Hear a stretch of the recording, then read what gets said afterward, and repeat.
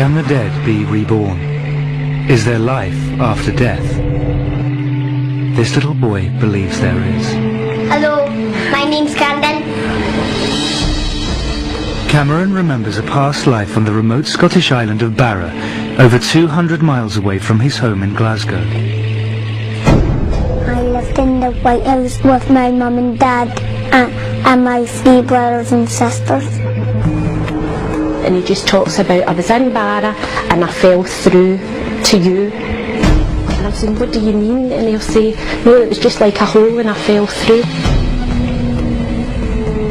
Children from all over the world report memories of previous lives. It's a pretty interesting phenomenon.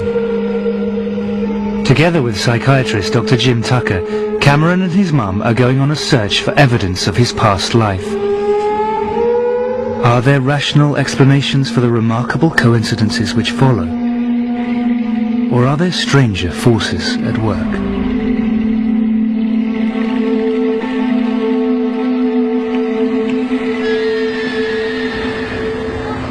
Norma Macaulay is a single mum who lives in Glasgow with her 2 young sons. Well, I've got 2 boys, lovely boys, even if I say so myself. I've got Martin, who's 6, and we've got Cameron, who's 5. Since Cameron first started to talk, he has described life as a child on Barra, a remote island in Scotland's Outer Hebrides. I lived in the White House with my mum and dad and my 3 brothers and sisters. From the age of 2, Cameron has been telling his family the same story. As he's grown older, the story hasn't changed. It's just become more detailed. Norma could not understand how Cameron knew about Barra, let alone have such clear memories of life on the island. At first I just thought, oh, he's making things up. And then I was thinking, how does he know the name Barra?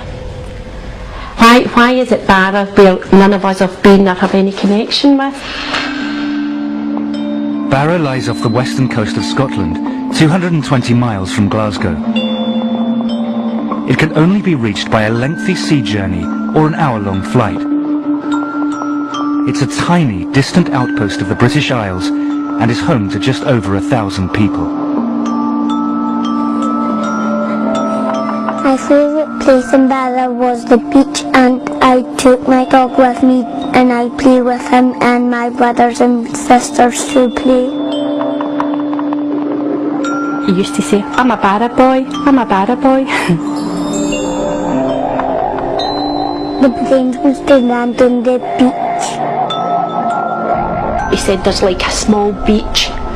He says, and like small planes and they land on the beach. Barra is a loads of place to run around, but here is not a lot because the houses are near each other.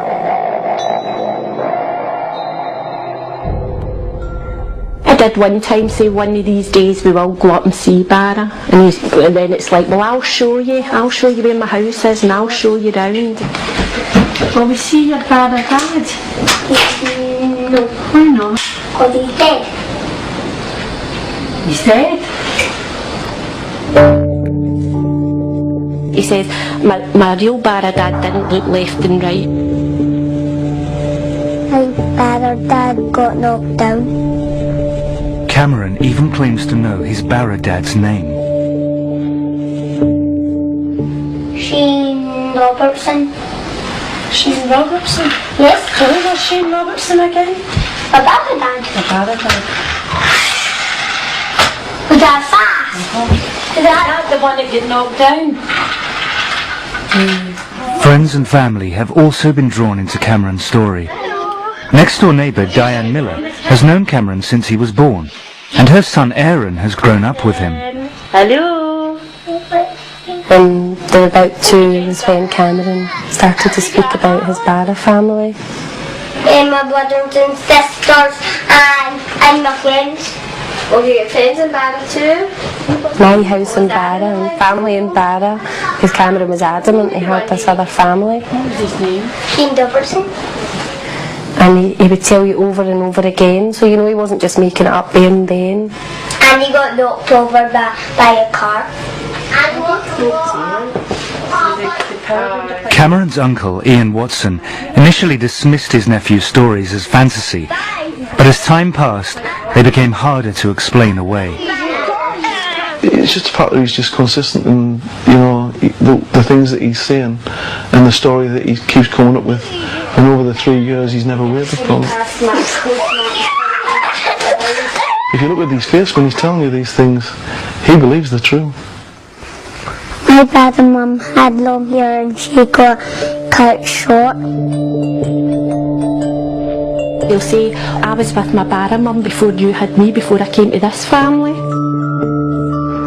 And he just keeps saying to me, you'll really like her, you'll really like her, she's really nice. One time I said to him, joking, do you love me or your Barra mum? And he says, I love you both the same. I thought he would have said me, but he never. Cameron's growing emotional attachment to his Barra mum concerned Norma. He began to miss her so badly that he started to suffer genuine distress. One day when he was at the nursery, he got quite upset. He was saying rather than me picking him up that day, he wanted his Barra mum to come and get him. And the big tears were running down his face, and he just kept saying, I have to go to Barra, I have to go to Barra, my family are missing me. How do you deal with that? What do you do? What do you say to him?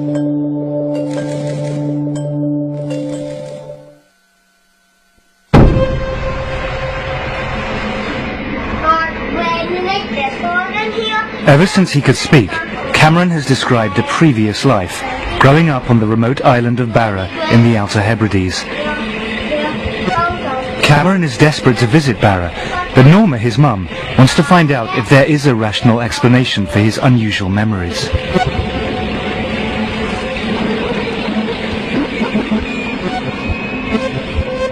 I think I'm a very open person, but this was still throwing me. I mean, I believe Cameron does know Barra. How he knows it, I don't know. I don't think anybody really has every answer. As I say, for somebody that is quite open, and it's thrown me. I'd just like to know, has he seen it on the television? Is there a house like he talks up there? Or just like to know what's behind it all. Norma's first stop in her search for answers is Dr. Chris French, a psychologist. He edits The Skeptic magazine, which debunks paranormal phenomena. The hope is that he may have a rational explanation. You can get situations where I would bet my bottom dollar that what we're dealing with are false memories. I mean, kids have fantastic imaginations, as I'm sure you're aware. Obviously, these days, you know, we've got lots of TV programs, lots of TV channels, we've got the internet. Yeah. Is there any possibility, do you think, that he might have, say, seen something on TV at some point, some program that I'm not saying it's not possible, but I've never seen Barra on the television. I'm trying to think of times that Cameron would be watching programmes without me, or just that sort of programme, but not to my knowledge. But I mean, it is possible that there was someone who told Cameron stories about life on the island of Barra and then moved away. Well, I know everybody kind of round about, and as I say, especially the fact that Martin and Cameron are so close in age, so why doesn't Martin know all this? Again, I mean, it may be that... I'm just saying that I take your point entirely. I take yours, but I'm just saying, from I'd be more than practically 100% say, but there's nobody been told about Barra. I've asked my family, none of us know even anybody. It comes from Barra, been to Barra. But it may not be coming from your family. You're either dealing with a situation where he has picked up the information through normal sources, or maybe, just maybe, you know, there's something kind of much more interesting and challenging going on here. Norma leaves Chris with more questions than answers. Could it be that Cameron's elaborate story is no more than a fantasy? Norma's next step is a visit to Karen Majors, an educational psychologist whose speciality is children and their fantasy lives. Pleased to meet you. And you. Cameron's mum. It's really interesting. Basically, how Cameron describes his world really seems to be quite different from how children with imaginary friends and imaginary worlds describe their experiences. He's saying it's real, and even very young children with imaginary friends will say they're only pretend, you know, or they'll call them my invisible friends. children who have imaginary creations feel in control of those imaginary creations, so they can determine what's going to happen in that world. It really feels like Cameron isn't able to direct what's going there at all. There is a consistent pattern, and Cameron's experiences don't really fit into that pattern, so I think it's about exploring other possible interpretations about how to understand Cameron's experience. Karen's conclusion reinforces Norma's belief that Cameron's descriptions of life on Barra are unusual. They set him apart from other children who construct imaginary worlds because he believes that they are real. But he is not alone. In the past 40 years, there have been reports of over 2,500 children who claim to have memories of another life. At the University of Virginia, a department has been set up to investigate these stories. Psychiatrist Dr. Jim Tucker is the director of research.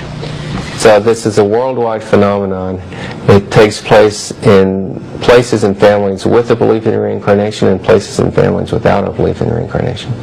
And in a number of the cases, the child's statements have been verified to be accurate.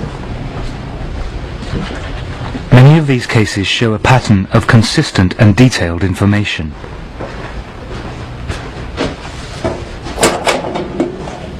The children will usually start talking about these memories at a very early age, usually 2 or 3. Some of them talk about them matter-of-factly, but other children use great emotion in describing these things and will often long for the previous family. Jim records the child's memories and investigates whether there might be a connection to an actual person who has lived before. Many of the cases seem to defy simple, rational explanation. One of Dr. Tucker's most celebrated cases was a boy he investigated from the Midwest of America. This is a very interesting case of a boy who had memories of being his grandfather. And he said that God gives you a card to come back. And I guess this is a drawing of the card that he did. Gus Taylor is the child who drew that card. Since he was a toddler, he has believed that in a past life he was his own grandfather. Gus is now 10 years old. When he was about 1.5, I was changing his diaper on his changing table, and he all of a sudden just looked at me and said, when I was your age, I used to change your diaper. And I went, whoa, this is weird. Gus was named for his grandfather, and his full name is August. His grandfather had died the year before he was born, so he really didn't, he never got to know his grandfather. But he would insist that he was Grandpa Augie. If we were referring to Grandpa Augie, he would just say, you mean me? He was just very adamant, like, we should know that he is Grandpa Augie. Where's me? Where's me again? See if you can find me somewhere else. Gus was 4 when Ron was given an old family album. To his parents' astonishment, Gus was able to point out his grandfather in an old school photograph. He also correctly identified this as the first car that his grandfather ever owned. He showed me a picture, and then I said, that was my first car. And then my dad was like, that's weird, because the car was Grandpa Augie's first car. So it was all scary. Kathy and Ron were intrigued by their son's ability to identify his grandfather in photos. But one day, Gus told them something that turned their intrigue to shock. Gus and I were chatting, and he started saying something about Grandpa Augie, which wasn't unusual. And I said to him, when you were Grandpa Augie, did you have any sisters or brothers? He said, well, I had a sister, but she died. And so that sort of caught my attention because, we haven't had any deaths in the family. And he said, well, she died. And I just sort of looked at him, and he said, yeah, she turned to a fish. She died, some bad guys. I just was flabbergasted. I really was just I was speechless, because I just couldn't understand how he would know anything about that. Apparently what happened was his aunt was murdered, and her body was dumped into the San Francisco Bay. There was no way he could know anything about her circumstances and how she died, because it was never discussed, and was barely discussed with me, with him and my family. To hear my son, who didn't know my father, didn't know his aunt who was murdered, speak about this, and because that's when I just went, there's something going on here that I just don't understand. For many in the West, reincarnation is an alien idea. Chris French believes that it's simply a comforting illusion, which helps some people avoid the difficult realities of death. On the one hand, you've got science that says, once you die, that's it, that's the end, nothing else. On the other hand, you've got a belief system that says, you will survive, you will be reunited with your loved ones. In a sense, you do go on forever. Now, how much more appealing can you get? I mean, we all want that, we'd all want to believe that.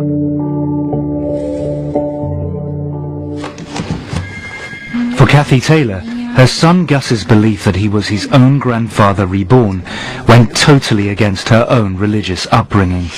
I grew up a Southern Baptist. My father's a Southern Baptist minister, and Southern Baptists certainly don't, teach anything about reincarnation. So that was not, that was furthest from my mind when Gus started saying these things. This one day he sort of popped up and looked at me and said, "You know, Mom, when we die, we get to come back." And he looked at me again and he said, "I used to be big and now I'm a kid again." And he was just very excited about this.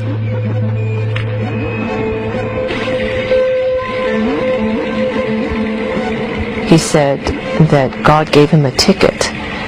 And, he also referred to a porthole, and that he came through a porthole, and that he used to be big and all of a sudden he's through this porthole and then he's a kid again.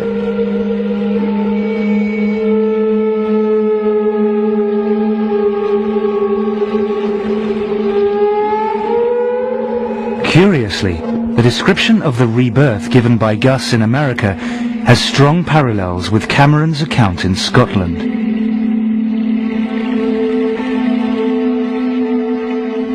He talks about falling through from Barra to here. I asked him, how did you get here? And he just talks about, I was in Barra and I fell through to you. And I'm saying, what do you mean? And he'll say, no, it was just like a hole and I fell through, and that's all he says. I used to be Caitlin, and what was the other one? Megan. Megan. You're funny, Megan. I'm Caitlin. You must see everyone like, what dog you? Aaron and Cameron had been playing, and Aaron had mentioned how it's okay if you die, because Cameron said you come back again as somebody else, so it didn't matter if you died. It has become clear to Norma that there are no easy answers to the questions thrown up by Cameron's memories. Cameron has asked persistently to be taken to Barra. Norma has finally decided to make that journey. We are going to go to Barra. I mean, it wasn't a decision that was made lightly. I've gave it an awful lot of thought, stood up to an awful lot of folk that were against me doing it, and I just hope I prove them that I was right to do what I've done. Come on. Perhaps the trip will provide an explanation for Cameron's memories, or put them to rest. You want to run now? I think I'm hoping that when Cameron goes, it gives them proof, or, I mean, they maybe go here and they'll say, that's not Barra, so then that's fine, that's not Barra, end of story, that's the end of it. But I think it's reached a point, it's went too far. It's gone too far just to leave it now. At the University of Virginia, Dr. Jim Tucker has been speaking to Norma and following Cameron's case with interest. Well, Cameron's case certainly sounds like a very promising one. He's given the name of a place, which fortunately turns out to be a rather small place, and he's also given the name of a person. So with all the details that he's given, if we're able to verify a match, that would be quite intriguing. For Jim, to follow a case as it unfolds is a unique opportunity. He is flying from Virginia to Glasgow to join Norma and pursue the story in person. I mean, as it stands now, it's a very interesting story. If we're able to verify the statements, then it becomes more than that, because then it becomes evidence that he actually does have memories that have carried over from a previous life. This is Cameron. Hi, Cameron. Cameron, you saying hello? Hello. Pepper, how are you? This is Dr. Hi, Martin. What can you tell me about the house that you lived in?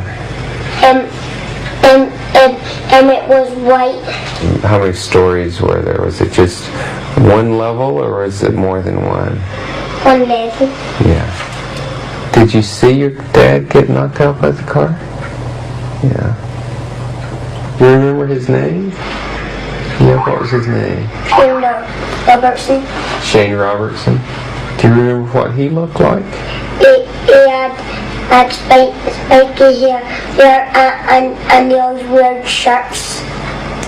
Spiky hair? Is that what you And always wore shirts. So Norma finally has someone to talk to who really understands her experience. It was getting to a point he was that convincing. I'm sure folk thought I've adopted him, or what he wasn't really mine, because he spoke so convincing about this other family. And has it slowed down, or is it still going as strong as ever? It calmed down for a wee while, but then it's back. Is he excited about the trip? Yeah. Yeah.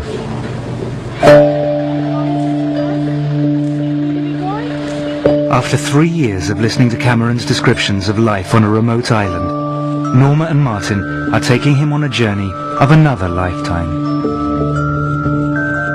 How's he going to react? What if he gets upset?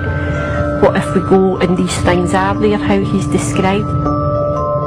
Cameron is finally going to visit the place that he calls home.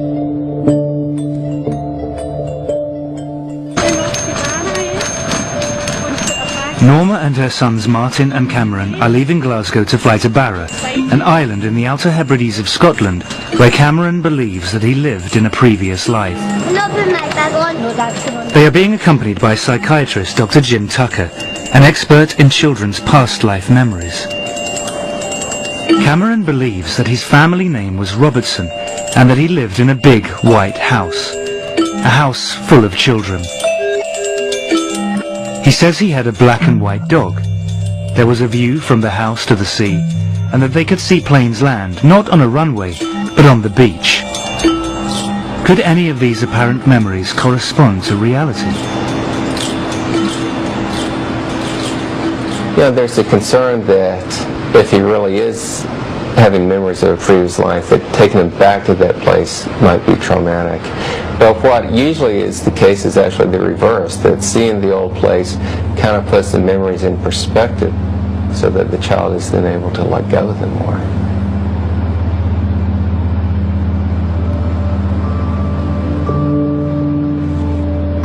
The planes must have landed on the beach.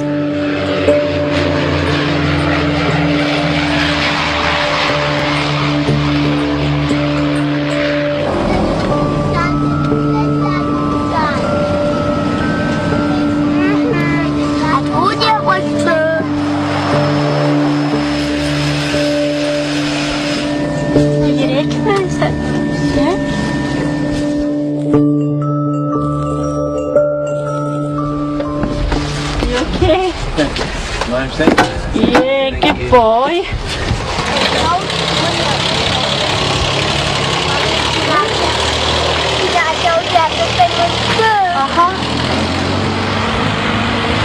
It's just after saying I told you it was all true.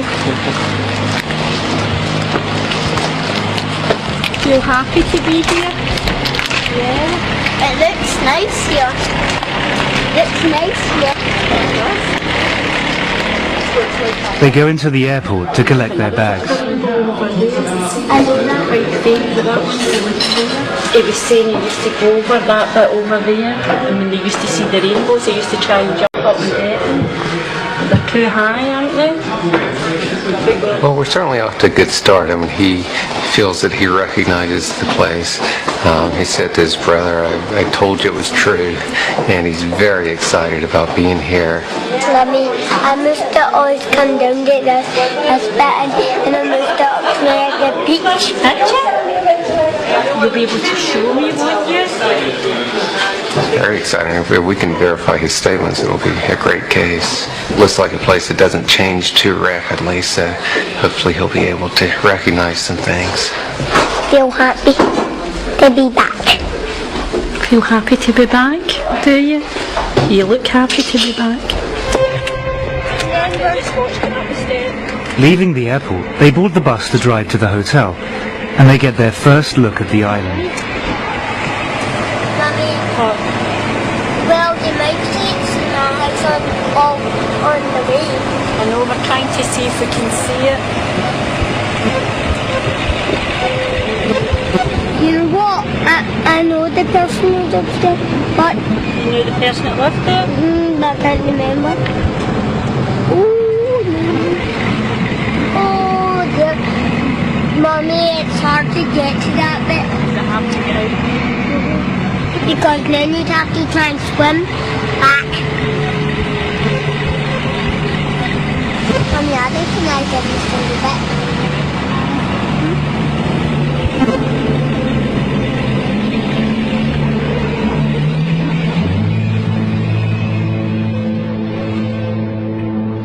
Cameron, don't jump about the bed. Can you believe you're here at Barra? Yes. I'm exactly the same, but recognise the beach. You recognise the beach? Oh, it looks like a beautiful place, doesn't it? Yes. So what do you want to do tomorrow? And go to the beach. Go down to the beach? Yes, and I'll show you, and I'll show you what I did. Show me what you used to do. Oh, my socks, I forgot to do it. My socks. Next morning, the investigation begins in earnest. Norma and Jim set off to visit the local heritage centre to look for any record of the Robertson family and the man that Cameron calls his Barra dad. My Barra dad was called Shane Robertson, and he got knocked down. Hello. Hi, Norma, pleased to meet you. Callum McNeil is the island's local historian. Tucker. Callum McNeil. Nice to meet you. Certainly the names don't immediately come to my mind. Certainly the name Robertson does feature, but certainly not the name Shane. And the name Robertson itself only features occasionally in the history of the islands. There doesn't seem to be any evidence that a family called Robertson lived in a house by the shore. Could Cameron be wrong about the name, but right about the house? I could see the beach when I looked out the window, and sometimes my brothers and sisters could go by themselves, and I looked out my window seeing the planes land on the beach. And my brother said about it and how he died as he does go like that. He has provided some clues about the location and the period in which he says he lived on the island. Since he's talked about the planes landing and talked about phones, what sort of era would that put him in? More than likely after the war. More than likely after the war. And since he's talked about the plane landing and seeing that, we're probably thinking of a family toward the north end. Oh, yes, I would say so. If the to and froing of aircraft from the beaches featuring the island, that would indicate the north end of the island. It's not much to go on, but they set out on a trail back to the north end of the island.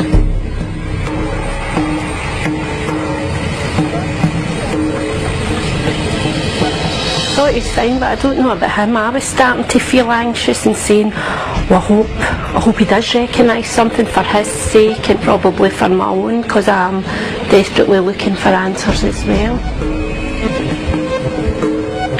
Well, I think it's disappointing if a child goes to a place and doesn't recognize things. Often what happens is that by the time the child gets taken to the previous place, they're beginning to lose the memories anyway. Children seem to lose these memories by the age of 6 or 7, and this is the age where children are starting school and getting more fully wrapped up in this life. They have driven past many of the houses on the island, most of them white, some near the sea. But Cameron recognizes none of them. Sometimes I say I wish I could get in his head just for 5 minutes to see what it feels like to him, because obviously to him it's real. My dad and mum had long hair and she got cut short.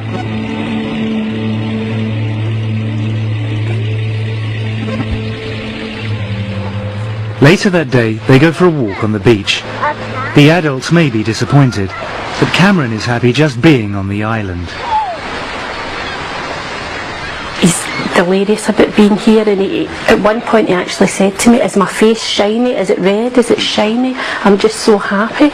And he keeps saying to Martin, "See, I told you, it's not lies, it's true, we're really here, it's real."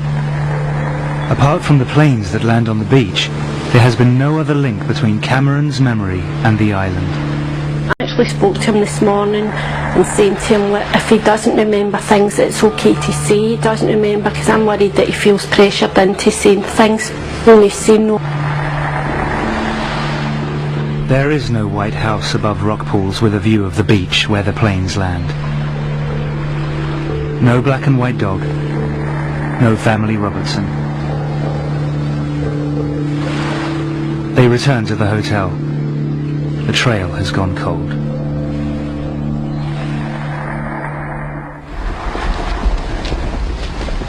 But next morning, they receive a phone call from Callum McNeil at the Heritage Centre. He wants to speak to them urgently. He has some new information. Phone call today informed me that there were people living with the name Robertson on the north end of the island. In a house by the shore. That's a white house by the shore. Couldn't get much closer to the shore. Callum's records were only for properties owned by islanders, but the Robertsons were from the mainland. And when were they there? 60s, 70s, I believe. Yeah. So we know exactly which house it was. We'd be able to go see it. Sunderland. Directions to the house take them down a different road to the ones they had been searching before. Jim and Norma don't tell Cameron where they are going. They don't want to influence his reaction or disappoint him. They follow a small coastal track. The house comes into view as they turn the final corner.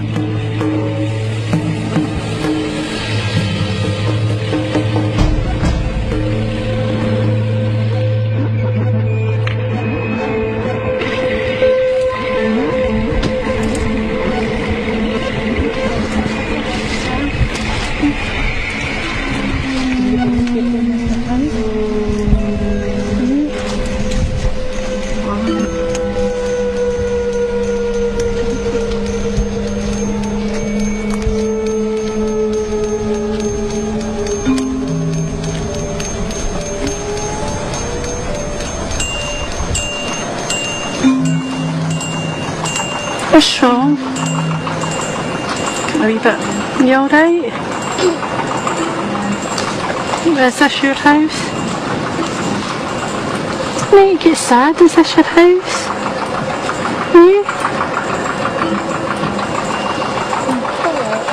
It's okay. What's wrong? You're getting a wee bit upset. Huh? It's okay. Does it make you feel a wee bit sad? The usually chatty Cameron has become strangely subdued.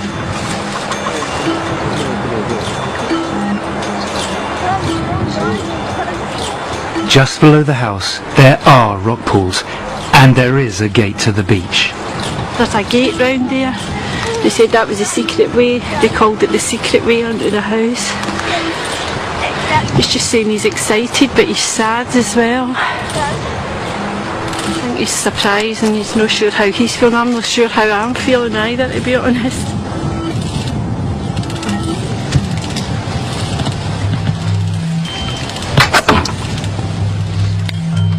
Can we come in?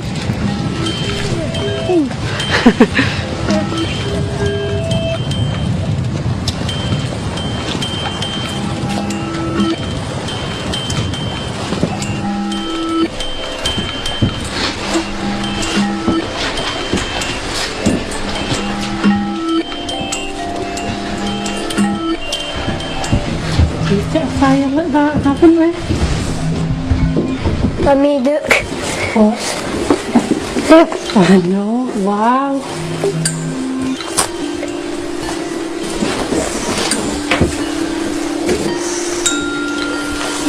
You okay? Although much of the furniture and decor is recent, some of the features of the house, like the open fire, have remained unchanged for decades.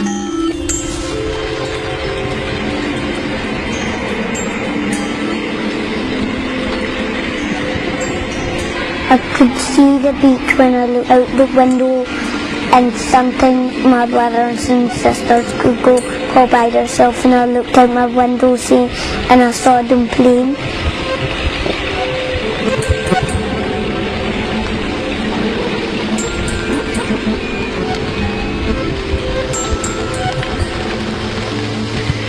The girls were in this room? Yes. And the boys were in the other room? Yes.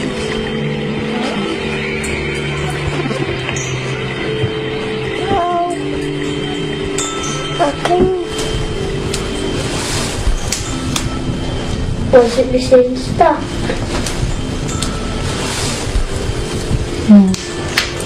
Did you just have a fire lit? Are you glad you came here to see it?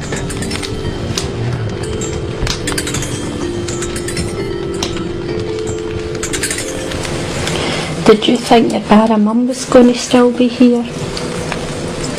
Eh? No.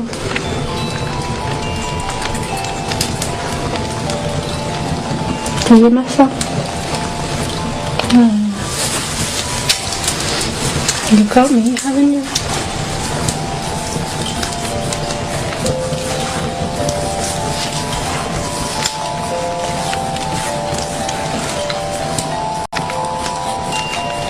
You about ready to go back home now? Yeah, get on the plane and fly home.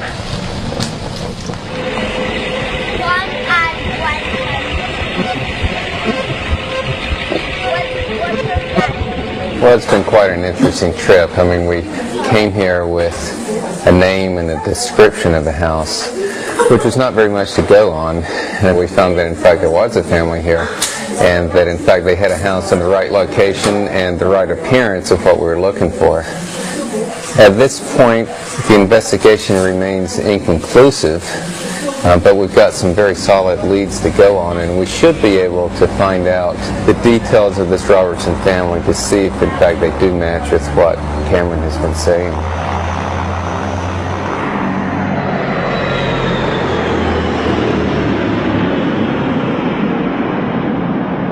Back in Glasgow, Norma has arranged a meeting with Ruth Borum, a genealogist who has investigated the Robertson family history for her. She has found that the Robertsons came from Glasgow and that they owned the house on Barra for more than 20 years. She has traced a Gilly Robertson, who still lives in Scotland. But you don't know when and you don't know the surname. And I've been able to find a phone number and an address for Gillian and her husband. Gilly Robertson would have been a child holidaying in the house on Barra at the same time as Cameron believes that he lived there. I can pass that on to you, and so would we be allowed to contact her? Her address and phone number is in the BT phone book, so it's public knowledge. So that would certainly be a possibility. And she fits with the right sort of age. Yes. She had two brothers and a daughter. Wow. Norma now has a name and telephone number for a living member of the Robertson family. The search for answers is nearing its conclusion.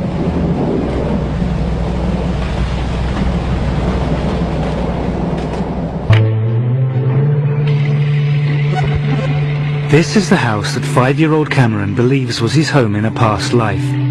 He believes that he lived here with his family, the Robertsons. The house, which exactly fits Cameron's description, was once actually owned by a Robertson family who spent their summers here in the 60s and 70s. Cameron's mum, Norma, has traced Jilly, one of the Robertsons, and arranged to visit her. But now, back in Glasgow, Cameron's reaction to the news comes as a shock. Last night was just an outburst. 1 minute we're laughing and joking, everything was fine, and then it was just like there was tears, and then saying he was frightened, and then the next thing him and Martin were fighting. It got a wee bit out of hand. It was like somebody had flicked a switch. He went from happy to, and it was, I'm scared, I don't want to go, Mum. This morning he came in quite wide awake and started asking me about Jilly Robertson. And at one point I thought it was quite strange. He actually says, could Jilly be my sister if she was a wee girl at the house? And it's kind of, I think we've all been thrown a bit. Now he's asking, can he go? He wants to go and meet her. Hi there. Pleased to meet you. I'm Norma. Hello, Julie. Very nice to meet you. This is Cameron. Martin, come on. This is Cameron's big brother, Martin. He's finding somebody that's possibly his sister. Is he thinking, well, maybe I'll need to go back to that family? Because in Cameron's mind, the Robertsons were his Barra family. And I think that's what's frightened him. I mean, it's quite frightening. This is the house here, and down below the house, a lovely beach. Is that what it was like when you were in Barra? Yeah. But could you recognise it quite well when you went to see it? Although he was saying it had changed.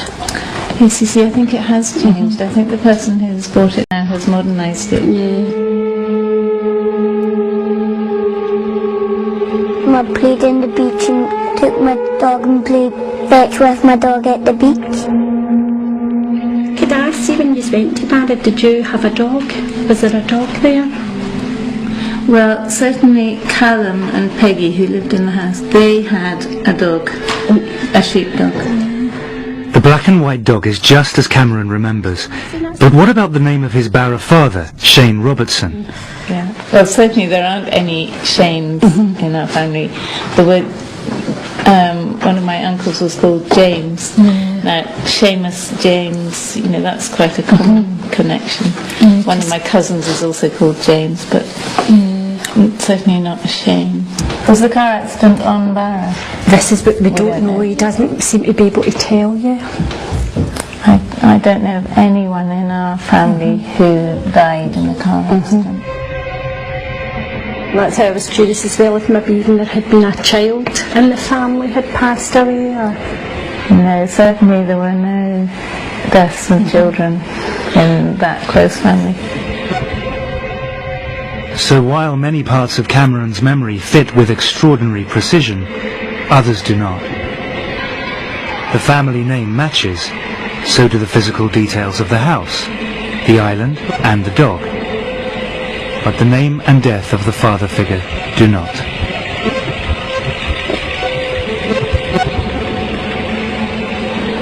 First I thought, I'm going to be disappointed if it doesn't make sense, and then there's a part of me, I think it would have been too freaky if everything was 100%. A lot of the things tie in and match up, seem to match up perfectly, but there's other things just don't fit in at all. But I look at it as, if I'm describing my past or trying to tell you things, there's things I would probably remember and tell you spot on, and there's other things, if my sister was telling the same story, it would be different. I just think there's been more things tied in than didn't. If these in fact were past life memories, then we have to look at the question of why some of them were correct and some weren't.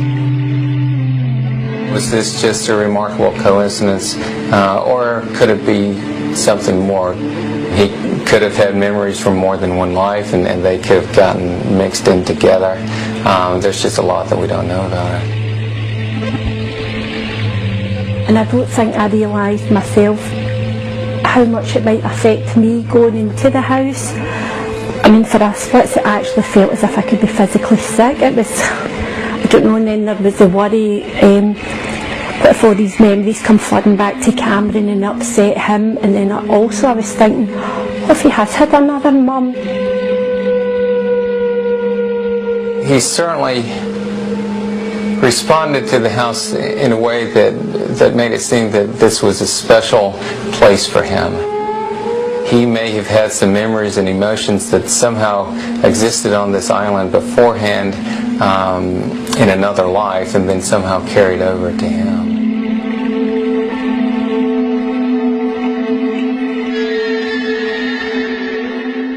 I personally think there's more to it than meets the eye, but there is some people, and everybody's allowed to make their own judgment, but I definitely think it's one of those things, there's something there. I can't tell you what exactly it is, but I think it's something we'll probably never know. In the end, there are no tidy answers.